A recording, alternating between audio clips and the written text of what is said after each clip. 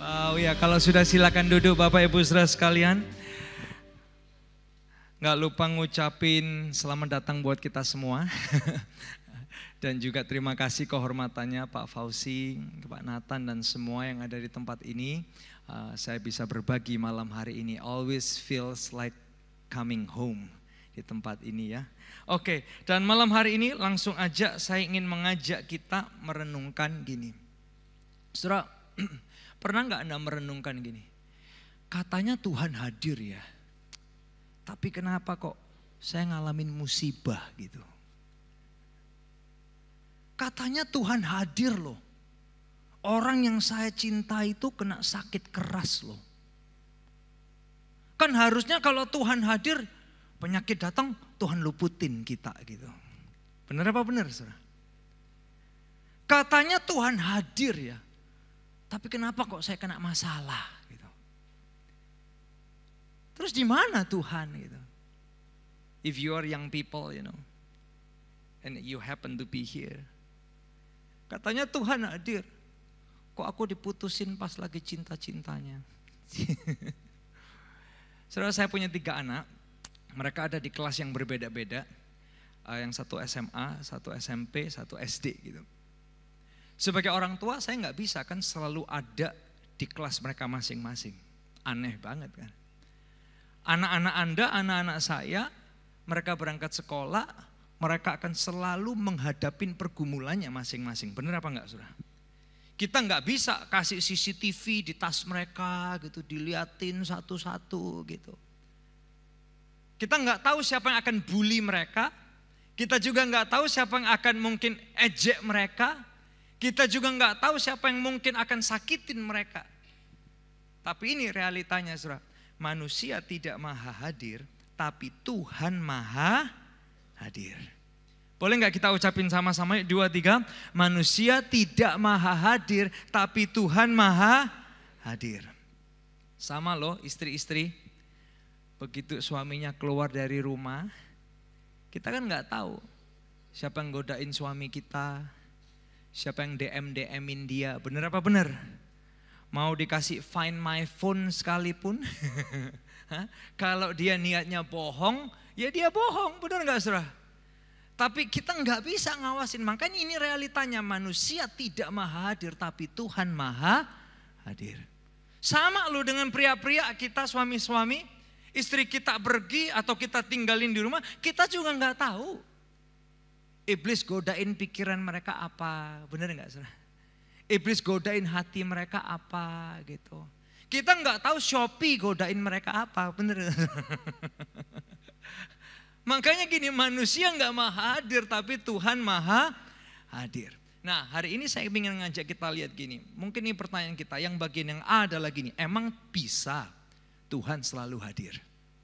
Kalau Anda baru dalam kekristenan, ini pertanyaan Anda, atau ini pergumulan iman Anda hari-hari ini, atau Anda anak-anak muda yang selama ini iman kita karena orang tua kita, kakek nenek kita, opa oma kita, and then you ask the questions, can God always present with me?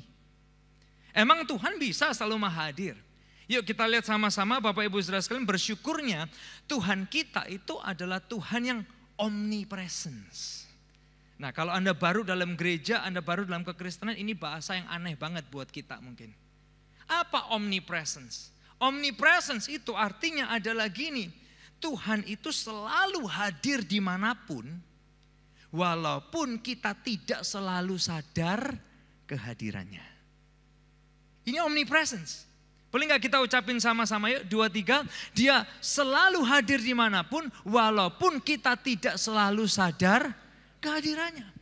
So if you sit here, Anda duduk di sini malam hari ini dan Anda mempertanyakan gini, kok Tuhan rasanya jauh ya dari aku ya gitu. Izinkan saya bilang, dia selalu hadir walaupun kita tidak selalu merasakan kehadirannya. Kok gue gak kerasa kalau Tuhan hadir ya? Kalau dulu gue doa ya gue merinding Tuhan hadir. Sekarang gue gak merinding gitu. Kehadiran Tuhan tidak ditentukan merinding saudara. Yang paham boleh katakan yes. Karena apa? Dia selalu hadir dimanapun walaupun kita tidak selalu sadar kehadirannya. Dia nggak dibatasin ruang, dia nggak dibatasin waktu, dia nggak dibatasin jarak, dia tidak dibatasin oleh apapun. Saya mau ajak kita yuk belajar sama-sama hari ini 3 pengertian tentang kemahahadiran Tuhan. Ada 3 pengertian tentang kemahahadiran Tuhan. Yang pertama adalah gini, dia itu, kalau Anda sedikit mau belajar ya, kalau Anda mau tulis, Anda mau foto silakan. Dia itu transcendent God. Apa transcendent God? Artinya gini, dalam bahasa Indonesianya dia hadir di setiap situasi. Wow. Dia hadir di setiap situasi. Walaupun saudara nggak merasakannya. Ayatnya di mana? Mazmur 139 ayat yang ke-7 sampai ayat yang ke-10. Mazmur 139 ayat yang ke-7 sampai ayat yang ke-10. Boleh kita baca ya sama-sama ya. Ini kata-kata Daud. Kita lihat yuk 2, 3. Kemana aku dapat pergi menjauhi rohmu? Kemana aku dapat lari dari hadapanmu? Jika aku mendaki ke langit, engkau di sana. Jika aku menaruh tempat tidurku di dunia orang mati, di situ pun engkau. Jika aku terbang dengan sayap fajar dan membuat kediaman di ujung laut, juga di sana tanganmu menuntun aku dan tangan kananmu memegang aku. Wow. Saudara mau lari kemana dari hadirat Tuhan? Di atas langit dia hadir. Yang naik pesawat kena turbulence. Darah Yesus, darah Yesus. Dia hadir, saudara. Dia hadir. Saudara bisa ngobrol sama dia, saudara bisa communicate sama dia. Anytime, anywhere. Walaupun saya tahu ya, ada orang-orang yang agamanya nggak jelas. Kalau turbulence, gitu. Itu di pesawat kan saudara tahu ya, ada doa 5 agama. Semua dibaca sama dia. Semua dibaca. Yang penting dia selamat. Tapi kita orang percaya, kita dikasih tahu nih sama Daud. Di atas langit dia hadir. Ayatnya bilang apa? Di dunia orang mati dia hadir loh. Nah, saudara tanya, ngapain Pastor Elia dia di dunia orang mati? Mendeklarasikan kemenangannya atas dosa. Makanya semua kita yang punya pergumulan dosa malam hari ini, Tuhan kita sudah menang atas dosa dan saudara bisa berkemenangan. Oh, yang percaya boleh berikan tepuk tangan yang luar biasa buat Yesus kita. Come on. Saudara, ini yang menarik. Berikutnya dia bilang apa? Di ujung laut. Ya nggak ada sih kita yang mau taruh tempat tidur di ujung laut. Tapi ini kiasan. Kiasan itu artinya gini, saudara. Sejauh apapun saudara tidak pernah sendirian. Kalau malam hari ini saudara merasa gini, I feel lonely. Please know, Tuhan hadir persis di dekat saudara dan dia tidak pernah menjauhi saudara. Kalau hari ini saudara merasa gini, kok rasanya Tuhan jauh banget dari gapaianku ya. Please know, sebelum kita bisa mendekat, Tuhan itu maha hadir. Dia dekat dengan hidup Anda dan hidup saya. Saudara tahu yang nulis ini siapa saudara? Namanya Daud. Sehingga waktu kita merenungkan kata-kata Daud ini, pertanyaan kita mungkin gini. Loh, waktu Daud itu ya masih muda menggembalakan domba dan dombanya diserang binatang buas. Di mana Tuhan? Where is God? Katanya Tuhan selalu maha hadir. Kok binatang kepeliharaannya Daud diserang binatang buas? Di mana Tuhan? Boleh nggak saya bilang? Tuhan ada dalam keberaniannya Daud. Sampai Daud berani menghadapi binatang-binatang buas itu. Tuhan proses jiwa pahlawan seorang Daud. Yang paham boleh katakan yes. Nah, sebagian kita mikir lagi nih, langsung mikir nih. Terus waktu Daud jatuh dalam dosa, di mana Tuhan? Izinkan saya bilang, Tuhan ada di hatinya Daud, menginsyafkan Daud dan membuat Daud apa? Bertobat dan menegur Daud. Oh, dia tegur Daud. This is so wrong. Dia menginsyafkan Daud. Bapak Ibu Saudara sekalian, kita ini Pastor Esra, Elisa, Anda semua udah tahu ya kali ya, kita udah kayak keluarga di sini kan, Eliseba. Kita ini anak pendeta. Kita cucu pendeta bahkan. Tapi saya ingat saya, Esra, Elisa itu kita bertiga ini usianya nggak terlalu jauh, beda setahun aja gitu. Nah, zaman kita kecil ibadah seperti gini, kita itu ya gitu, kayak orang nggak punya hati sama Tuhan, anaknya pendeta tapi belum ketemu Tuhan. Jadi hati-hati saudara, kalau Anda anak orang Kristen, belum tentu Anda ketemu Tuhan. Yang paham boleh katakan yes? Ya, so zaman itu setiap kali ibadah gereja gitu, apalagi minggu dulu di zaman gereja kita masih kecil-kecil, di luar tuh ada orang jual-jual mainan ya, jual. Kalau Anda saya nggak tahu usia kita ya, jual kartu-kartuan dan lain sebagainya. Nggak jarang habis pelayanan kita itu nggak duduk di dalam gereja. Nanti papa kita akan tanya gini, anak-anak tadi duduk dengar firman nggak? Iya Pak, kita bohong saudara. Iya Pak, duduk Pak. Di mana? Di atas di pojok. Saya nggak sedang bicara sama Anda yang di atas di pojok, bukan itu maksud saya. Tapi itu alasan kita, di atas di pojok gitu. Papa saya pintar gitu. Dia cek sama para asyir. Jadi asyir tuh mata-matanya papa saya. Dia gitu. Pak, tadi anak-anak masuk gereja. Enggak Pak Lukas. Anak-anak tadi waktu khotbah di luar semua, mainan dan jajan semua. Nah, papa kita cek lagi saudara sama kita, uji coba kebohongan, kejujuran gitu. Tanya lagi dia, kalian tadi masuk gereja enggak? Enggak, iya Pak, kita masuk gereja duduk. Oh, langsung sama dia, tar semua dihajar Bapak Ibu saya. Karena apa? Kita ketahuan bohong. Tapi intinya adalah gini saudara, intinya kenapa saya kasih cerita itu? Intinya adalah gini, manusia bisa kita bohongi, tapi Tuhan tidak akan pernah bisa saudara bohongi. Benar apa benar saudara? Kita bisa kok alasan sama pendeta ya. Oh saya baca Alkitab Pak, saya doa Pak, oh saya nonton online Pak. Saudara bisa bohongin pendeta, semua pendeta bisa saudara bohongin. Tapi saudara tidak akan pernah bisa bohongin Tuhan. Karena dia hadir di setiap situasi. Yang kedua saudara, yang kedua adalah ini. Kalau tadi yang pertama transcendent God, yang kedua adalah intimate God. Intimate God itu apa? Intimate God artinya gini, dia hadir di hati tiap kita anak-anaknya. Ayatnya di mana? 1 Korintus 3 ayat yang ke-16. Kita lihat yuk sama-sama yuk. 2, 3. Tidak tahukah kamu bahwa kamu adalah bait Allah dan bahwa roh Allah diam di dalam kamu. Wow, coba saudara perhatikan kalimat itu. Roh Allah diam di dalam kita. Saya tahu sebagian kita kayak gini, Tuhan tapi gue gak baik-baik banget loh. Ya. Tapi dia hadir untuk apa? Memperbaiki kita.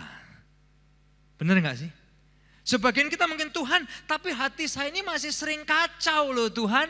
Emang Tuhan mau diam di dalam aku? Ya. Untuk memulihkan kita dan menyempurnakan hidup Anda dan saya. Tuhan kadang saya masih jatuh bangun dalam kehidupan ini tuh. Hati saya kadang bisa baik, kadang bisa enggak baik. Emang Tuhan mau ada di hati saya? Yes.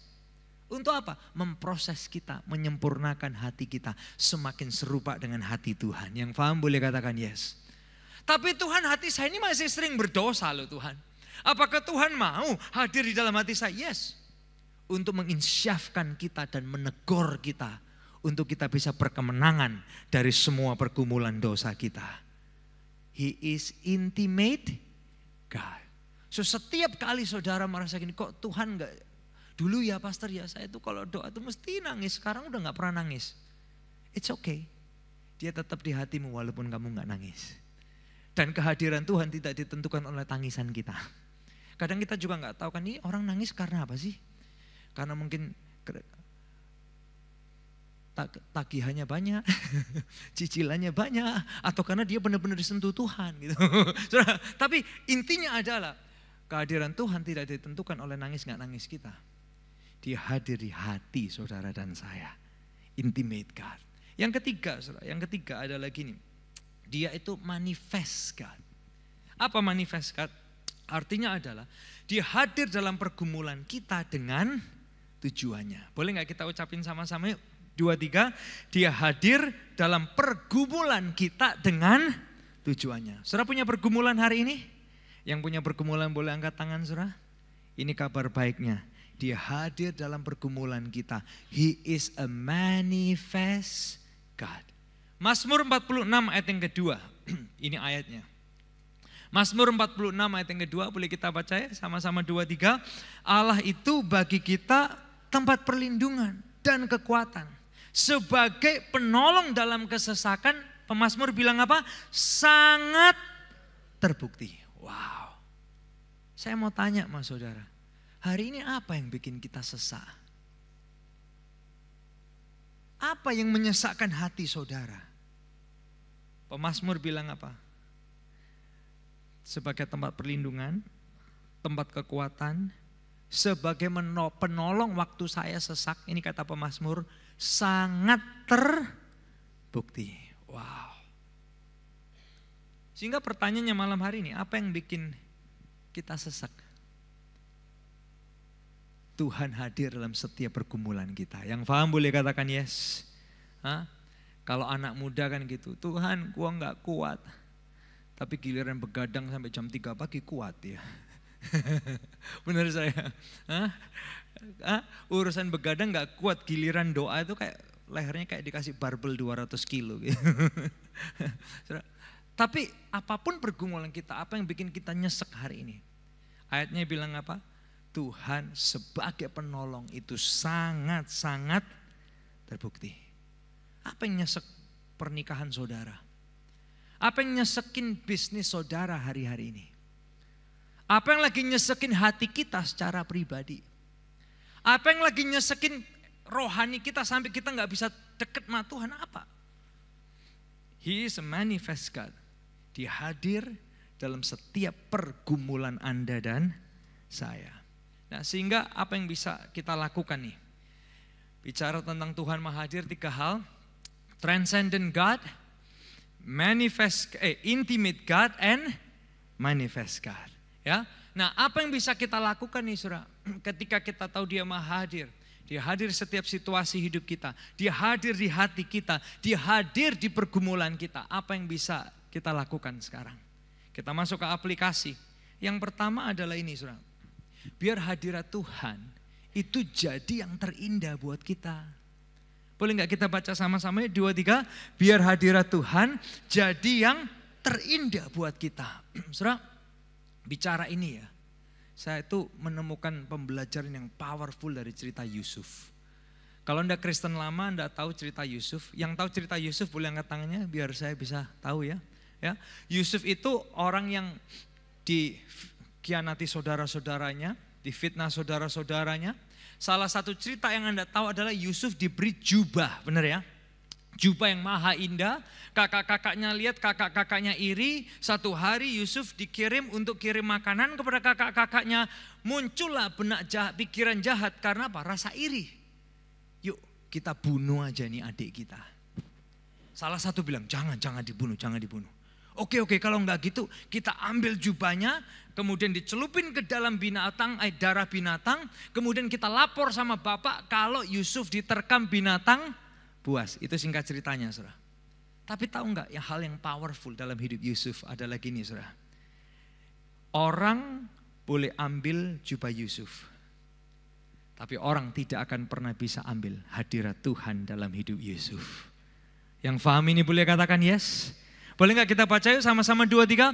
Orang boleh ambil jubah Yusuf, tapi orang tidak akan pernah bisa ambil hadirat Tuhan dalam hidup Yusuf. Saudara tahu gak, ini yang luar biasa. Jubah Yusuf yang maha indah diambil kakak-kakaknya, bener kan? Pernah tahu gak ending story-nya Yusuf?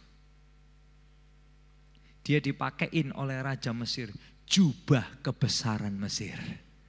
Tapi jangan salah saudara, jangan fokus sama jubahnya. Paham ya? Nanti kita jadi materialistik. Yang paham boleh katakan yes. Karena ikut Tuhan bukan tentang materinya. Oke, jubah dia diambil, benar ya? Tuhan siapin jubah kebesaran Mesir loh. Tapi fokusnya bukan di jubahnya. Fokusnya adalah ini, di hadirat Tuhannya. Selama saudara punya hadirat Tuhan, saudara aman bersama dengan Tuhan. Ini realitanya saudara. Orang bisa ambil bisnis, ide bisnis kita, benar enggak? Dia lihat gini, dia bikin terang bulan, dikasih pisang. Gua juga bisa, ditiru, bener gak saudara? Oh, dia customer service-nya kayak gitu. Gua juga bisa, ditiru sama dia, bener gak saudara? Orang bisa ambil ide bisnis saudara. Tapi satu hal yang orang gak bisa ambil, is the presence of God dalam hidup Anda dan hidup saya. Boleh gak kita ucapin saat ini sama-sama 2, 3. Satu hal yang dunia tidak bisa ambil, hadirat Tuhan dalam hidup kita. So jangan fokus di jubahnya ya. Nanti kita jadi salah kemakmuran, saudara. Salah. Fokus di hadirat Tuhannya. Karena apa? Orang bisa kok ambil posisi kita. Sorry ngomong ya, kalau Anda direksi, tidak selamanya Anda akan jadi direksi, benar nggak? Someone else akan replace kita. Tapi satu hal yang dunia nggak akan bisa ambil, hadirat Tuhan dalam hidup Anda dan saya. Orang boleh ambil apapun, saudara. Peran kita bisa tergantikan, ide kita bisa tergantikan. Sekarang ini semua orang bisa tiru A, tiru B, ATM. Benar nggak rumusnya? Amati, tiru, dan modify. Tapi satu hal yang orang nggak bisa ambil, is the presence of God dalam hidup Anda dan hidup saya. Makanya gini, saudara, biar hadirat Tuhan jadi yang terindah buat hidup saudara dan saya. Tapi sayangnya, saudara, berapa banyak kita yang lebih beratin dunia daripada hadirat Tuhan, benar apa enggak? Makanya kalau saya boleh bilang, jangan beratin yang dunia lebih dari hadirat Tuhan. Boleh enggak kita baca yuk sama-sama 2-3, jangan beratin yang duniawi lebih dari hadirat. Tapi Tuhan, pastor, gua kan kerja, sibuk. Boleh enggak saya tanya gini, kerja apa tanpa hadirat Tuhan? Kita cuman capek tanpa berkat Tuhan. Yang paham boleh katakan yes. Oh tapi pastor, saya ini young family. Anak saya masih kecil-kecil. So we don't have time for God. Ini pertanyaan saya kadang buat orang tua yang muda-muda. Parenting apa tanpa hadirat Tuhan? Benar gak saudara? Parenting apa tanpa hadirat? Jadi apa kita? Coba suami istri pernikahan tanpa hadirat Tuhan. Pernikahan apa itu? Berantem iya. Kerendahan hati ngampunin susah banget gitu. Tapi ayolah sama-sama. Kalau kita sudah belajar dari cerita Yusuf ya. Wow. Dunia bisa ambil apapun kok dari diri kita. Tapi satu hal yang dunia gak bisa ambil, is the presence of God. Makanya yuk biar hadirat Tuhan jadi yang terindah. Kalau hari ini Anda duduk di sini, Anda mungkin komplain. Tapi Pastor Elia, kok saya gak ngerasain Tuhan gitu. Kok rasanya Tuhan jauh? Boleh gak saya bilang, Tuhan tuh selalu hadir kok. Kita yang tidak selalu hadir. Benar apa benar? Kok rasanya Tuhan jauh dari saya ya? Izinkan saya bilang gini, Tuhan tidak pernah menjauhi kita. Kita yang menjauhi Tuhan. Boleh gak kita baca itu sama-sama ya 2-3. Tuhan tidak pernah menjauhi kita, kita yang menjauhi Tuhan. Makanya gini saudara, boleh gak saya bilang sama teman-teman yang muda-muda. Izinkan Tuhan paksa kita berdoa. Karena ada roh lain yang paksa kita untuk tidak berdoa. Oh pastor, I used to be. You know, dulu aku selalu doa. Ya sekarang ini karena 1-2 lain hal itu yang paksa Anda gak doa, bener gak? Dulu saya rajin berdoa, ya sekarang ini ya sekarang itu ada roh yang memaksa kita untuk tidak berdoa. Makanya ayo izinkan Tuhan paksa kita doa, karena ada roh lain yang paksa kita untuk tidak berdoa. Ini penting banget. Supaya kita apa? Bisa ini loh, menikmati. Jadi hadirat Tuhan itu jadi yang terindah. Karena orang bisa kok ambil ide kita, orang bisa ambil kekuatan kita dan lain sebagainya. Tapi satu hal yang dunia gak bisa ambil, is the presence of God. Saudara tahu gak kalau saudara jalan mahadirat Tuhan, orang lain boleh ambil ide saudara. Tuhan bisa kasih kita ide yang baru lagi.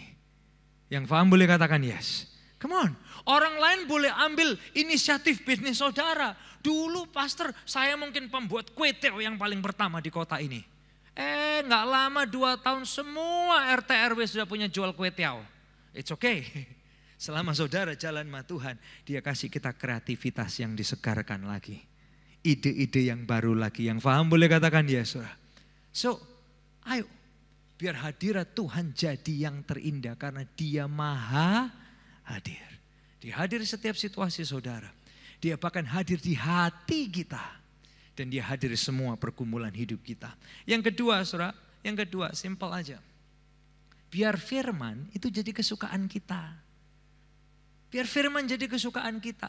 Saudara, sebagian kita mungkin tanya gini, ini pertanyaan yang mungkin anak-anak muda ya tanyain ya. Anak saya juga tanya gitu. Satu hari setelah pelayanan, saya itu cerita ke anak saya.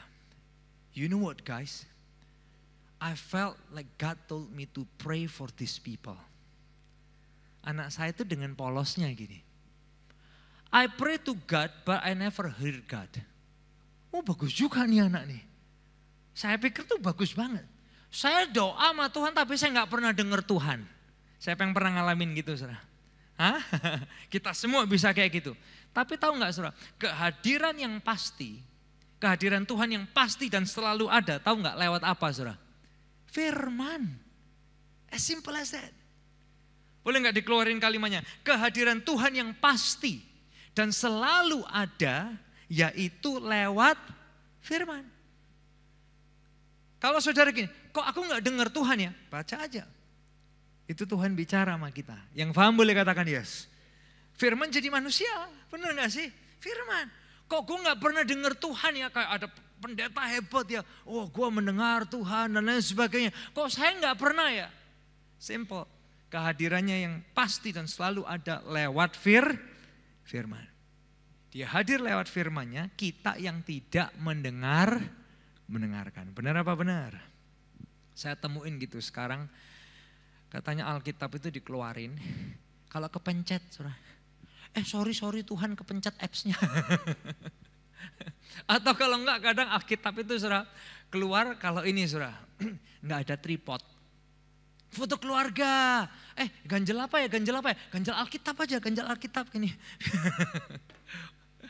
Atau kalau yang single-single, Alkitab keluar. Waktu kita patah hati. Lagi putus Tuhan.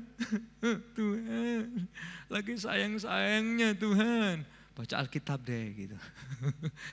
Nanti yang keluar gitu. Yudas menggantung dirinya. Jangan saudara. Jangan. Itu bahaya.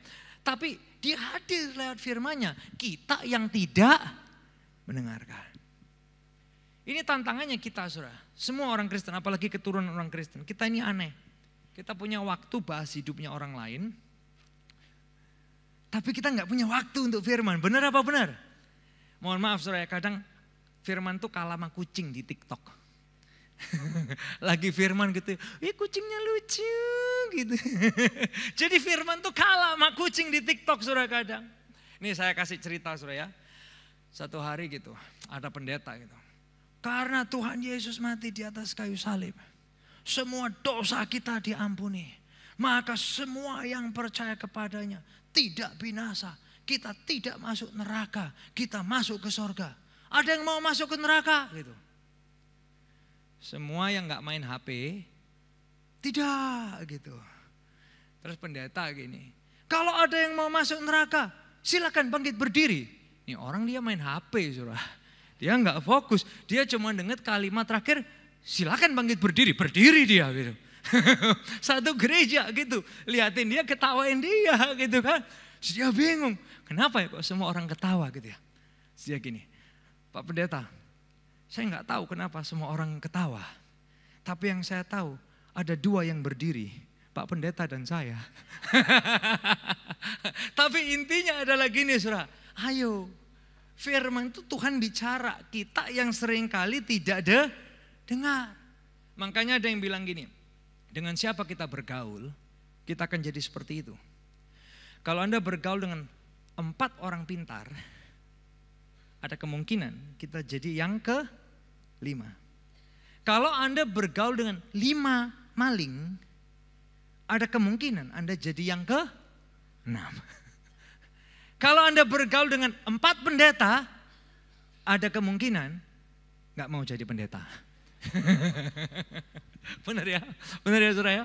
Tapi saudara, kalau saudara bergaul dengan firman Tuhan, maka kita diubahkan semakin serupa dengan karakter firman Tuhan. Yang percaya beri kasih tepuk tangan yang luar biasa buat Tuhan kita saudara.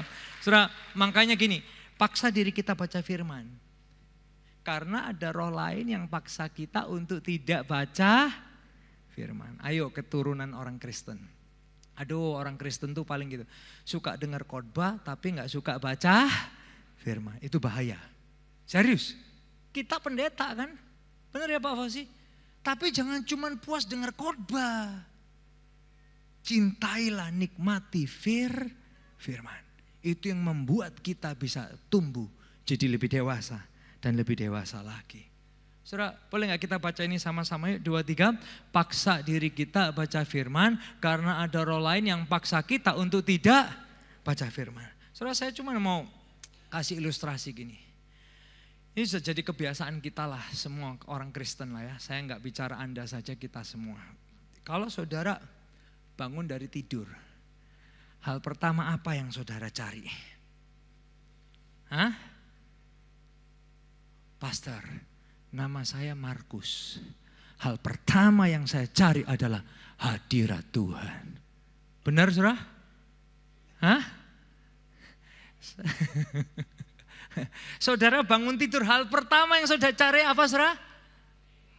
Ini, benar kan? Mana? Saya cerita apa adanya. Tadi saya mau berangkat, saya duduk di stasiun, saya taruh handphone.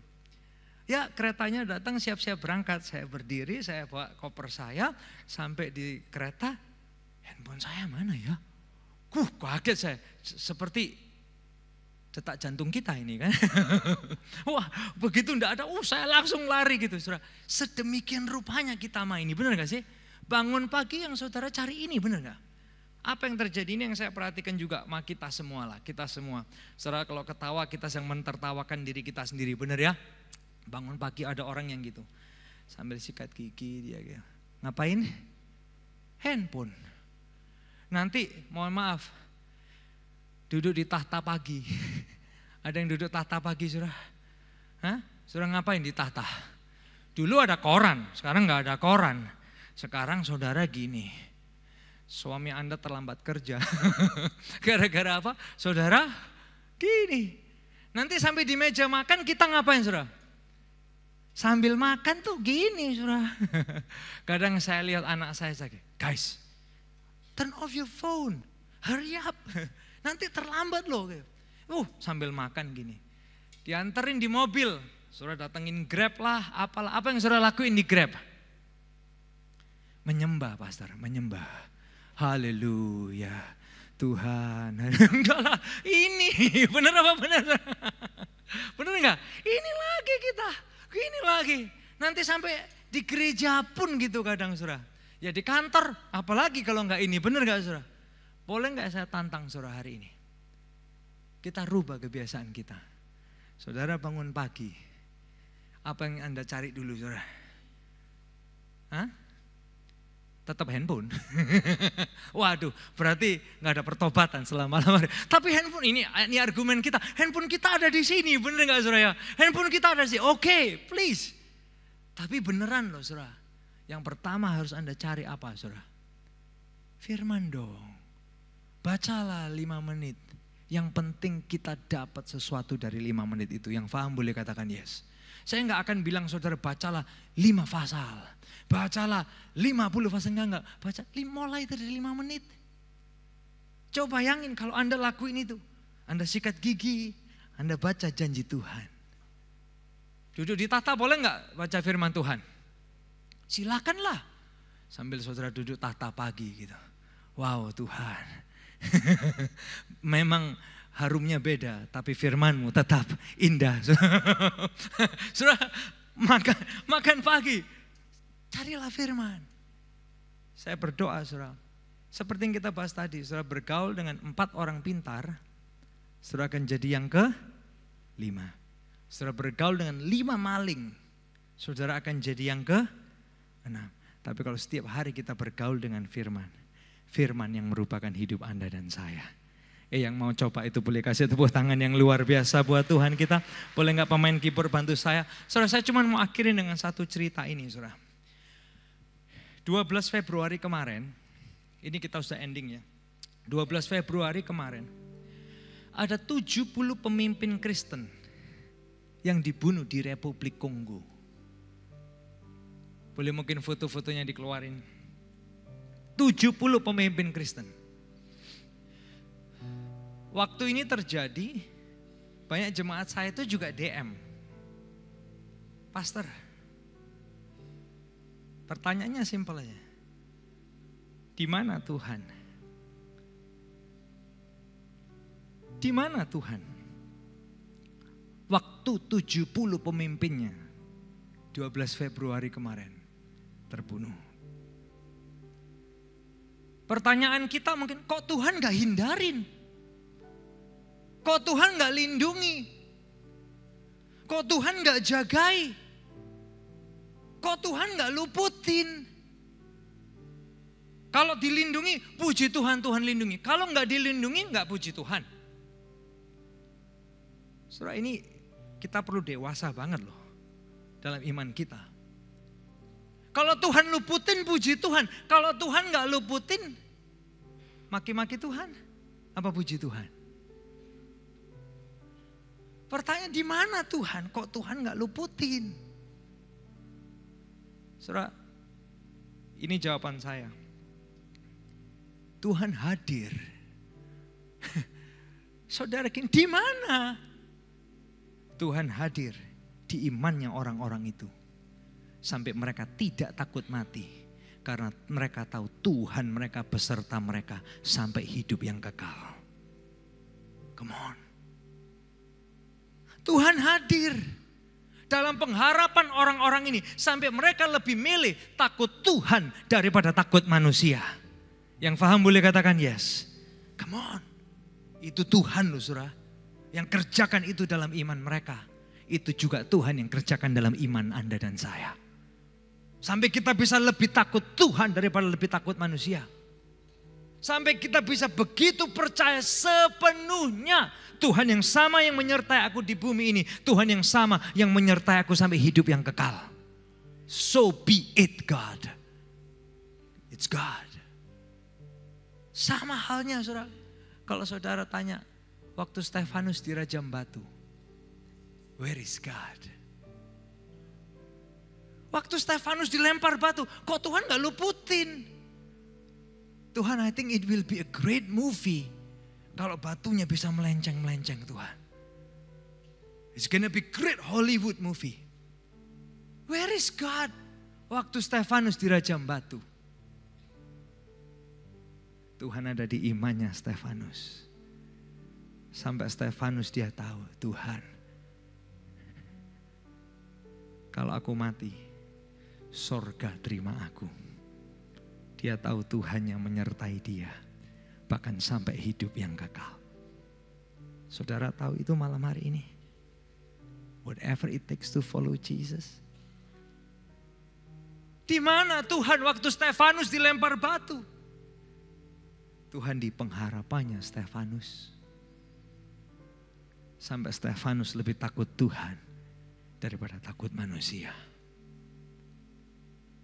Malam hari ini Tuhan hadir di hati kita, di pergumulan kita, di setiap situasi hidup Anda dan saya. Saya tahu kadang ya mohon maaf.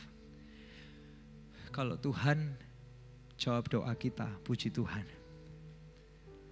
Tapi kalau Tuhan tidak jawab doa kita, tetap puji Tuhan karena dia punya jawaban yang lebih baik.